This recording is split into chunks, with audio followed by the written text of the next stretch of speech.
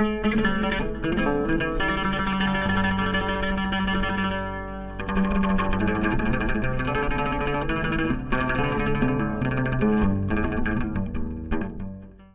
alaikum wa rahmatullahi wa barakatuh. Good evening, everybody. I'm very proud to be hosting this week's Somali Week community-focused event.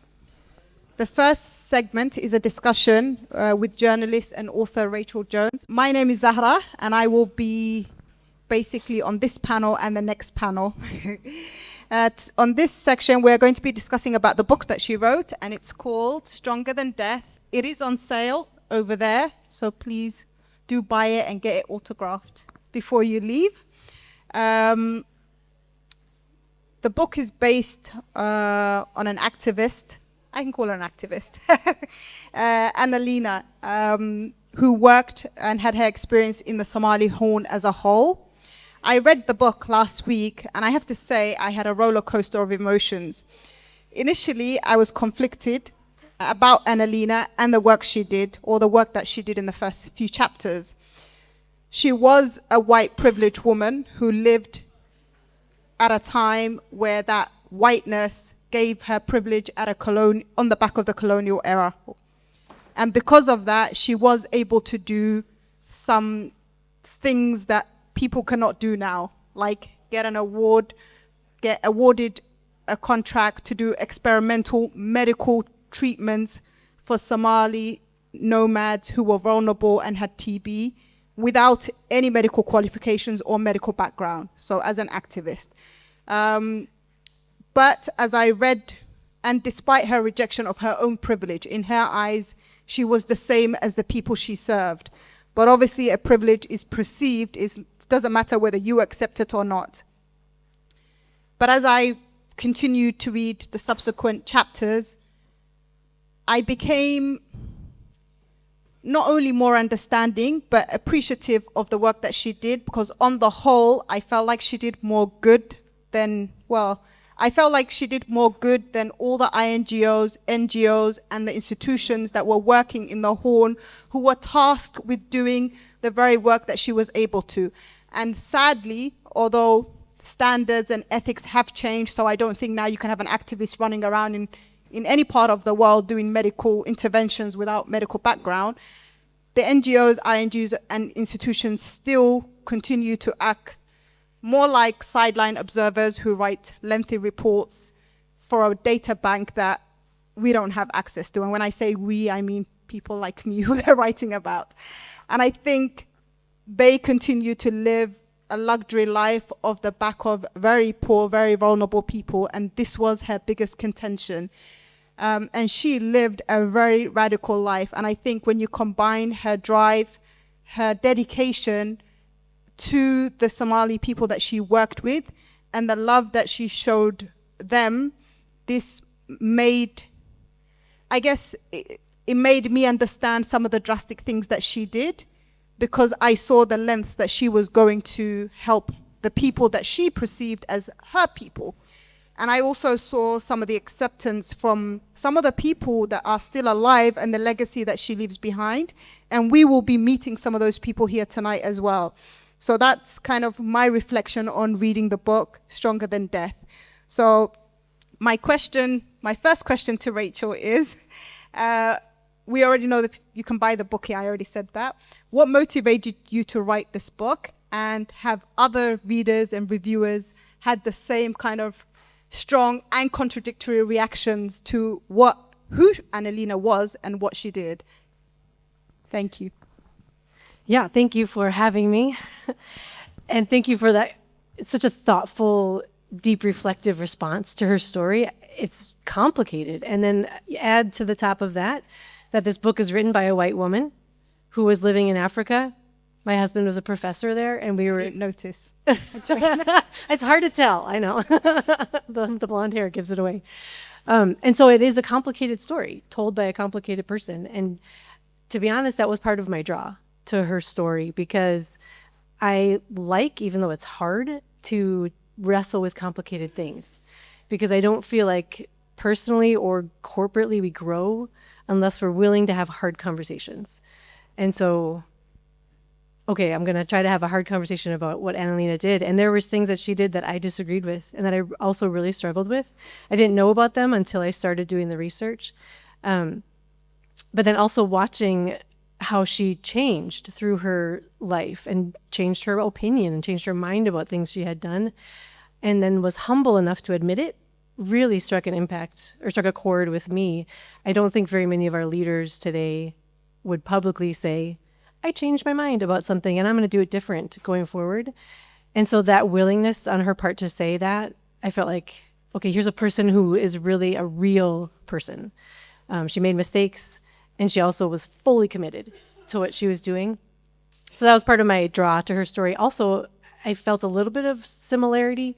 I lived very differently from her. We had different focuses, different, all kinds of things, and I never lived as radically as she did. But obviously, like I said, a foreign woman living in the Somali region. So I'll say my family moved to Somaliland in 2003, and that was where my life kind of intersected with hers.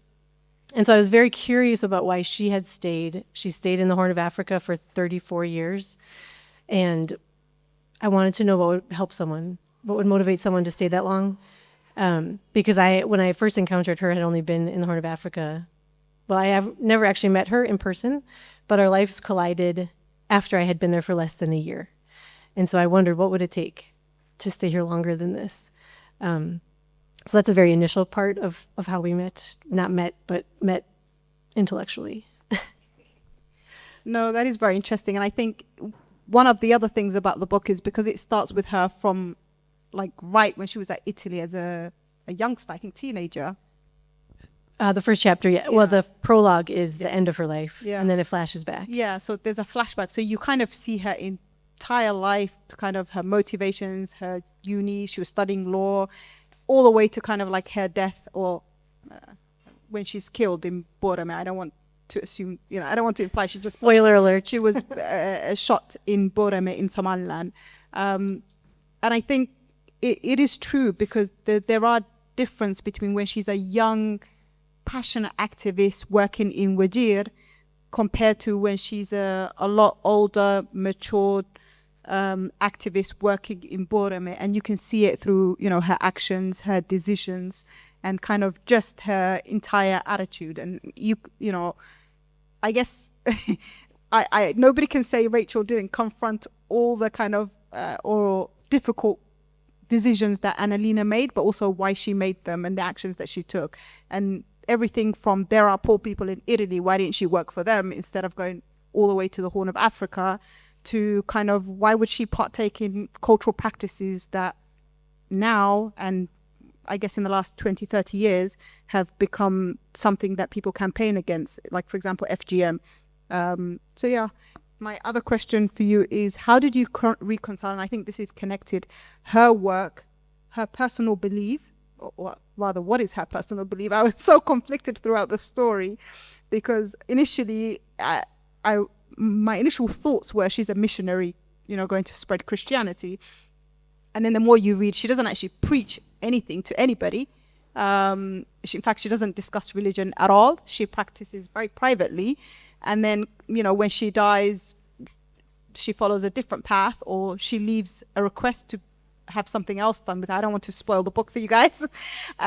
So I was kind of, at the end of the book, I was like, I don't know if you can say she's a missionary. So how do you reconcile her personal belief with her work, with her actions? Because that sometimes all of it seems to be in contradiction. And it was very jarring to read because as humans, we want to make neat little boxes. And then I'm like, that's a missionary from Italy who went to a country that they previously partly colonized, right? And that would have been very simplistic. Well, it would be untrue. It wouldn't be simplistic. It just simply would not be true. So how did you reconcile all of those things?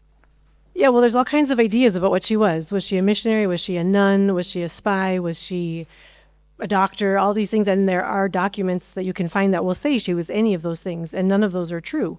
Probably the most common thing is that she was a nun. She was not a nun. She was single and she was Catholic. If it's okay, I think I'll start with some of her story so we give people some background of what she did. So Annalena was born in a town in Italy in 1943. And in 1969, she moved to Kenya she had a job there teaching. And so Kenya, she felt like this is fine, but it wasn't kind of hitting her where she felt the most called. She felt like she really wanted to go and work with the poor and the most needy. And so she took a trip to Wajir, Kenya. And Wajir, Kenya at that time, 1970, was a place where Kenyan teachers would actually pay bribes to avoid going to work there. They did not want to. And she just fell in love with the desert, essentially, and the Somalis that she met pretty quickly in Wajir. And so she requested to move there and to be a teacher again. And she had been trained in law, like you said. And so the Kenyan government said, yeah, sure, if you want to go there, go there. And so she did. And a few women, another woman, especially Maria Teresa, was a friend of hers from Italy. She joined her there. And they, over time, eventually, specifically what happened was the cholera epidemic hit the village, and that brought them into contact with the hospital or the clinic that was there and sick children. And so she started to see this medical need. And then, long story short, you have to read the book to get all the details. She ended up at the hospital. She met people with tuberculosis, and she learned that tuberculosis had, at that time, a fairly predictable treatment process, but it took 18 months, and it made people feel sick, and it was really hard to actually follow this treatment. And so, and also in Kenya, people weren't getting the treatment they needed. And so people with tuberculosis were sharing beds or sharing utensils, sharing cooking stuff with other patients, and it's very contagious. Actually, TB has killed one out of every 7 human beings who ever lived on the planet. So it's an extremely dangerous disease. And she then, like you said, she was not a medical doctor. She did get some tropical medicine training, but she was never a doctor, which is one of the valid critiques of her work. But she learned that TB treatment is more of a management process. If you have a doctor managing the medications and the pharmaceuticals, then she could manage the giving them out. And so, especially with Somali nomads, they were not willing to stay at a clinic for 18 months to get treatment. They wanted to be in the desert. They wanted to be with their animals, going to find water and pasture and all these things. And so there was just kind of a burgeoning research into TB of a short course therapy option that could take 6 to 9 months if it was, very strictly followed with particular medicine. So she started an experiment, like you said, with the UN funding and WHO in Wajir, where she brought nomads into, or invited them. She didn't bring them, but invited them to come. And they could build akals, their huts there. She established a mosque. She built a school. And so they could come with their animals and with their family, and they could have productive labor. She started some job skills training. And then she thought, if there's the right context of care, the people will stay. And so she oversaw their management of care. And that was what happened in Wajir. So that was where she started this tuberculosis process. And then, again, kind of skipping forward, in 1985, there was a massacre in Kenya. The Kenyan government instituted a massacre against a particular Somali clan, and they wanted to cover it up. They didn't want anyone to know about it, and she and her Somali partners, nurses, and people who worked at the hospital with her also refused to cover it up. So they were rescuing people from this massacre. She did not single-handedly stop it, which is one of the things people also have said about her. She did not stop it, but she tried to save people who had been wounded. And then she also buried people on her property in Wajir. And this was technically illegal from the government, and so she was kicked out of Kenya.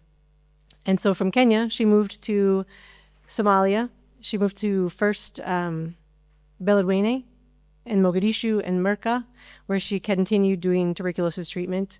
And then things got too intense there, and lots of adventures and terrible things happened. And then eventually she moved to Somaliland, Borma, where that's where I encountered her. And then there she also established some deaf schools. So that's just an overview, maybe kind of long, but so to give you some context of what she was doing in the Horn. That didn't answer your question. I forgot what you asked even. No, I think it's a very good overview, and she was very much larger than life. What do you want people to take away, or what's now, especially now that you've written the book, you've seen the different responses, what do you want us to take away from, getting her whole life in this book? So, yeah, I think that one of the things she did really well is that she stayed a really long time. And like you said, a lot of INGOs, they kind of observe and they write reports, but they do not get deeply engaged with the people and with the culture. And she did. And also they don't stay really long time. They might come in for 2 years for a project and then they leave. But she devoted her entire life to staying until she could see both the trajectory of her work and also her own personal growth. She had time to be transformed. Like you mentioned with FGM, she had some girls that were in her home in Wajir, and she actually brought in a midwife and circumcised them. And when I found out about that, I thought, what on earth? You are an aid worker. And I was on a train in Italy when I was doing the research for the project. When I read that in her own handwriting, and I dropped my notebook. And then later in her life, in Somaliland, she joined with a sheikh and with midwives in Somaliland to campaign against the practice and shared her own process. And so very few people who cross borders internationally in this kind of world of aid and development stay so long that they can watch their own personal transformation happen. And so I think that's one thing I would love people to take away. It takes a long time to learn something, to grow and to change and to actually embody and model that kind of change. I also think part of her legacy is that she demonstrated how to cross borders, religious borders. Like you said, she's kind of confusing. Cultural borders, racial borders, ability, all these things. Like she was so focused on the person in front of her and not on herself, not on gaining glory for herself. She maybe wouldn't have even have wanted a book written about her. She was always shying away from publicity. And so I think that she models some ways of doing that are humble and really focused on the person in front of her. For example, this red goat, it's a Somali cloth. This was what she used to sleep on. She did not sleep on a bed. I sleep on a bed. When I lived in Djibouti for 20 years and Somaliland for a year, and I always slept on a bed unless we were camping. But she would sleep on this because she wanted to identify, even with her physical body, with the people that she was there to help. And she didn't want to live above them, either physically or in any other kind of way. And so, that kind of extreme example, I don't expect people to follow, but I think we can learn from that a little bit. I think I can take a little bit more of a step toward being like the people that I'm trying to help, or and learning from them as well. Yeah, I guess I also found myself wondering, and I think the next panel, Hawa's on there, so we'll talk to Hawa as one of the people who graduated from the deaf school. But for me, I think because I also partly work in the medical sector, I really struggled with kind of like her clinics, and the people that were being treated had nowhere to go after they left her.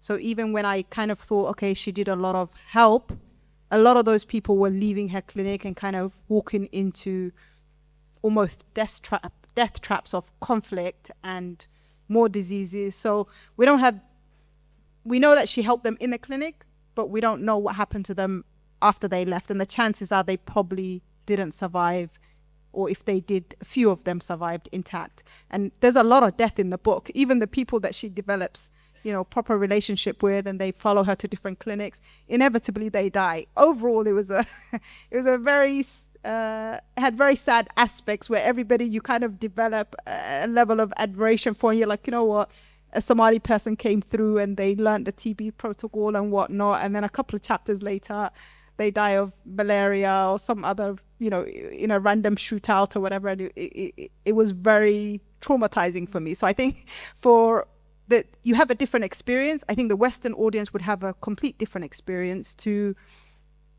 somebody like me who's a diaspora Somali reading this. And then maybe that would also differ from a local person in Somaliland or Somalia reading the book now. And I think it's worth considering the difference in how people react to it and how people, what emotions people have reading the book. Yeah, that's a really valid point. And I think you're right. Everyone's going to have their own experience they bring to it. My experience, clearly I'm bringing to it, and I write through that experience because I was in the village when she was shot. And so that experience, and then me just wrestling with who was she. And I also identify as a Christian. And she identified as Catholic. I identify as Protestant. And so wrestling with what does that mean? And I'm bringing all that context with me to her story. And so of course you're going to bring your experience and the people there. And I asked people different Italians and different Somalis, whether in the diaspora or in Wajir and in Somaliland. I went to all these places. I asked them, what do you think about what she did? Would you call her a white savior? Those kind of ideas. And some people said, absolutely, she was a white savior. I don't know if it was right, what she did. Other people said, yeah, she saved my life. That makes her a white savior, and I'm really glad she did. And I wouldn't change a thing. And other people said, well, we didn't use that terminology. And so everybody kind of had their own way of coming to it. I don't have an answer, but I do know, I don't have an answer for how to live in the world. But I do know that the world I want to live in has people willing to do stuff like that if I'm the one in need. I want us to be able to partner. I want us to be able, it's hard and it's complicated, and we need to learn how to do it well and wisely. But I want to live in a world where we're able to, step in somehow when we see something that needs doing, instead of just isolating and saying, it's not my business, or I can't solve it forever, so I'm not going to try now. But we have to be able to do that with ongoing growth and continuing to learn how to do it better from the people that we're helping, from people who are saying, hey, this is how I read your story or what you're saying.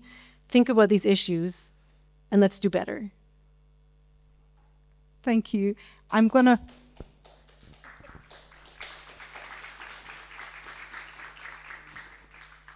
thank you for writing this book. I think we don't have to come to a conclusion about, a definitive conclusion about not only who she was or why she did it or if it was right or wrong. I think it is complicated. I think she lived at a different time period to now.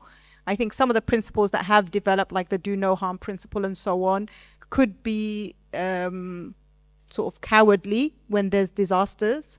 But it could also be a safeguarding principle in which she wouldn't have been able to do some of the stuff that she did. But I think also we should not read it in isolation. We should read it in context of who she was and what she was trying to do. She was a nun who built multiple mosques in her compounds to accommodate the people. And in return, they built her they call it a hermitage, a prayer center, yeah. They built her in a Muslim community. They were like, you built us a mosque, we're going to build you a little room, 2-story, so that you can go and do your worship. And it's still there today. Yeah, it's still there. I was able to go and see it. I want to bring in Hawa Qadah. She is an activist. She was a student at Annalena's deaf school in Borame. She's now a deaf awareness advocate, and she will be joining us in the next panel to discuss the deaf community and her work in Somaliland. Is Fatima Farah here? I also want to welcome Fatima Farah. She's a fashion designer who designs clothes for wheelchair users. Faduma Clothing focuses on adaptive fashion and inclusive designs, empowering people with disability to express themselves with confidence and dignity. She's also involved in Let's Make Noise, a charity that advocates for children and individuals living with disabilities, raising awareness and promoting inclusion through education, events, and creative initiatives.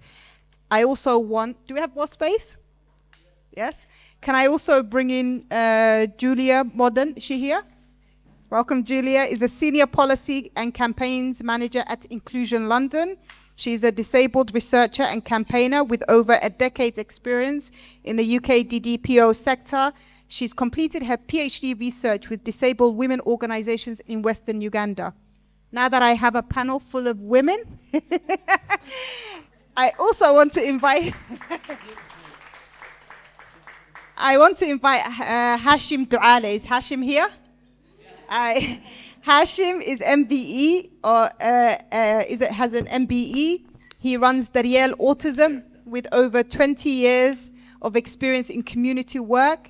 Hashim is a dedicated advocate for patient safety and equality. Please give all of them a round of applause to welcome to this discussion. I want to say that this panel that we're on, especially Rachel and her book, was possible because Hawa campaigned for it and kept pitching it to Somali Week. And she brought it to my attention. She met up with me in Somaliland and gave me a copy of the book. And she said, Sahara, read this book. You are going to be chairing this event. So activism and hard work and dedication. And today there's so many community activism here, and it will be an amazing evening where you can all hear about all the stuff that are going on in East Africa and here for us to create an inclusive community that has access for our disabled members of our community. Now, just to add on to our discussion about Annalena and Rachel's book, I want to bring in Hawa to tell us about her personal experience with Annalena as a child, her reflection of Annalena as an adult now and the work that she did, and what opportunities she got that she wouldn't have otherwise got. Hawa, welcome, and we are thankful you are here.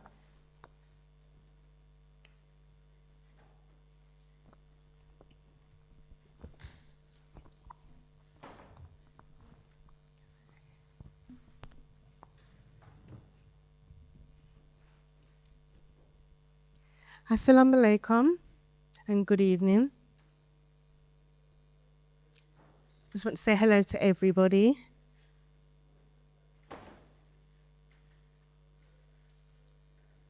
And a special hello to Hope. You both. Apologies.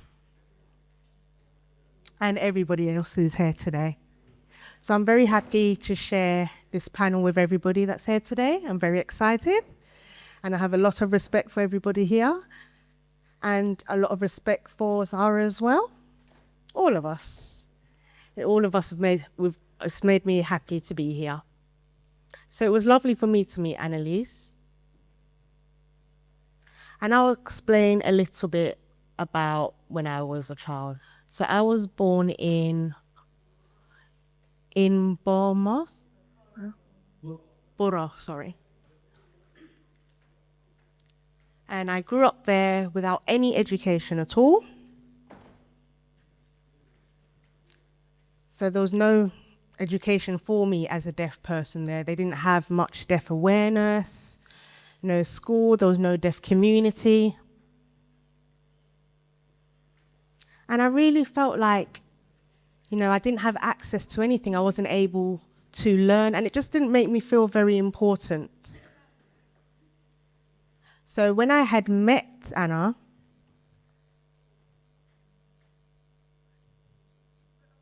my mum had brought me from, is it Gomez? So we had to drive 6 hours to the deaf school. It was on another side of the country. So we were sort of wondering how we're going to make it happen. How was I going to get there? And how was we going to let Hawa have that education? So it took a bit of persuading. I do have one deaf sister who came with me to the school. And when we arrived, that was when my life changed. It allowed me to accept who I am. Yeah.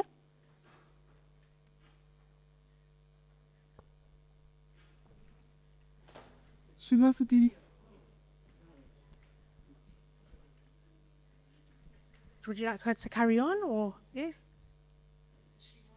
Okay, I'll continue speaking a bit later. Do you have the video set up? Yes. Do you want to explain what the video is on before we show it?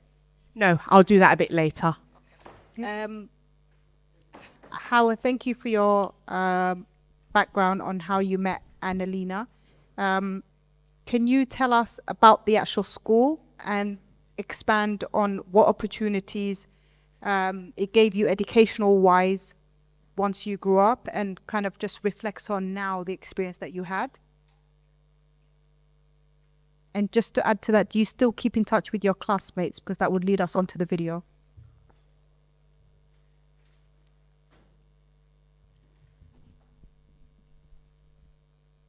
So when I arrived at the school, it made a big impact because I was able to see people who were just like me. And I hadn't seen that before where I lived. So for me, I was really able to get stuck in and, learn.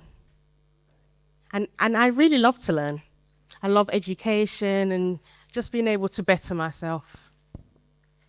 So when I eventually moved to the UK,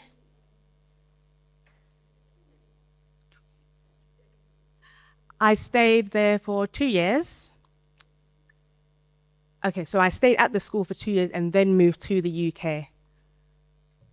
And that's when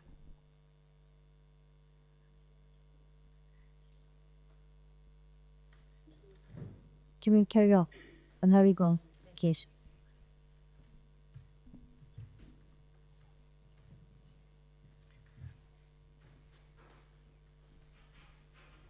So when I moved to the United Kingdom, I kept thinking about the school and what was going on there. So for myself, when I moved back and I was going back and forth, I did create having contact with everyone in the school. But for the first place, I felt I had an education and had a full understanding of myself and the world.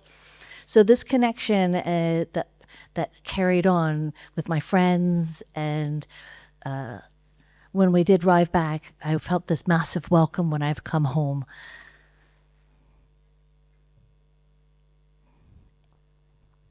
So this place has become not only a special place for myself, but also something that's been part of my heart, that's been able to allow me to become part of the deaf community that is local as well as international. I feel like I have been able to be part of the whole world instead of just being isolated on my own, stuck at home. I'm also part of the deaf community. Also part of my beliefs that I have my understanding about what education and its meaning and what it has meant not only for my home but also within the deaf community. So it's really, I think I've spoken a bit much. I want to open up to the floor again, just to conclude Rachel's book and Annalena as a person. We can take 3 questions, and then I think Howard will show her video in the next panel. nope. We're right at the back. Okay, so the gentleman asked, first of all, he said he's very happy to see this event. It's very, he's never been part of an event like this. The second question, I think probably Howard can probably answer this. He said the sign languages that you're using, is there a Somali sign language, an Italian sign language, an English one, an international one? Can you please, and if there is no Somali sign language, is there a plan to develop a Somali sign language? So that's a very, very interesting question. Because if you remember the school itself, when it opened, Anna came over from Italy itself. So what that meant is that we were learning Italian as well as American Sign Language, a bit of as a mixture of the two. So now the deaf community has developed its own context and lexicon and local. So it has a kind of a half American, half Italian, but also it's fully Somalian. But I use BSL here because I'm in the UK, but when I travel back and forth, I use both. That's fantastic. I can see a couple of people doing the various different, so I feel like everybody learned something tonight, even if you didn't know before. That means clapping, right? Yes. Yes. Is this on? Yeah. I'm going to be speaking in the next panel, so I won't say too much. But with my background, I have worked with deaf people in Uganda, and I know that kind of the history of deaf schools and of deaf sign languages in Africa is very complicated. But I was really interested to find out more about why Annalena started running deaf schools. How did she come across that? And the school, I think she went from Wajir, where there was a deaf school, and then started the new one in Borami. I haven't read the book, so I wanted to know a little bit more about that and about how it connected with the development of deaf schools and sign languages in other countries in the region.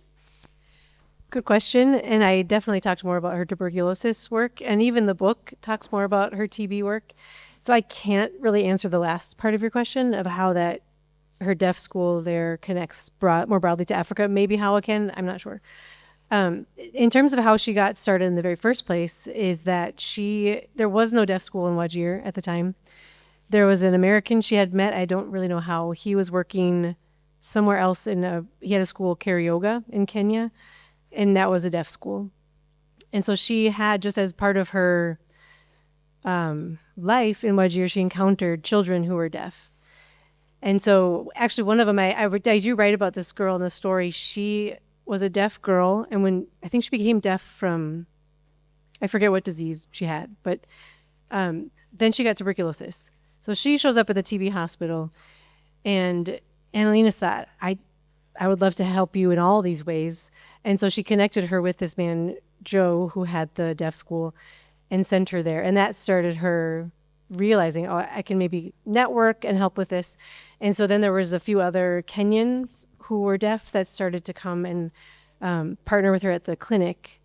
And when she moved, so then she started a school in Wajir.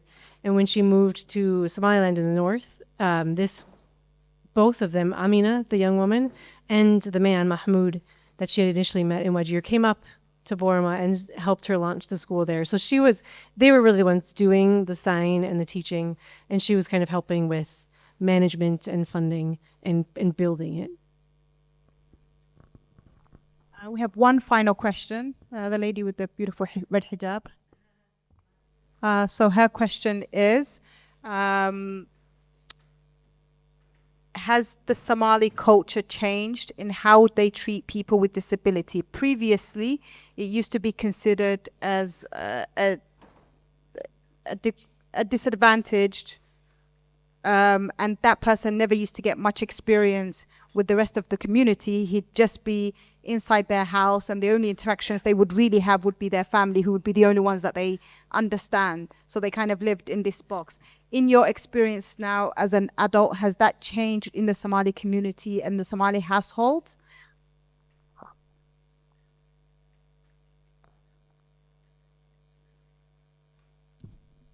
So I think there's been a lot of different changes over this time.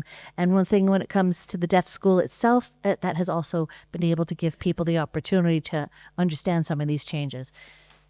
Also, when you meet a deaf person abroad, if they have, they're in a small village or anything like that, there is a network that you can meet, but there's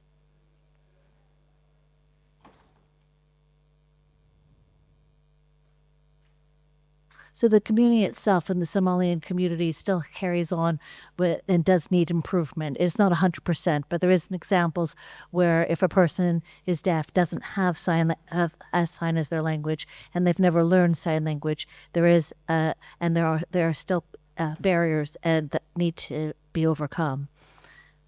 So you often have the case with if here in the United Kingdom, many parents don't learn sign language, and they have their child have a cochlear implant instead, and they don't understand the importance of sign language because it is such a beautiful, expressive language, and it's often linked with shame. And so there's more understand. There have been some changes here within the United Kingdom and more understanding about sign language, but there is a link to shame. Thank you. We're going to talk to Hawa more in the next panel.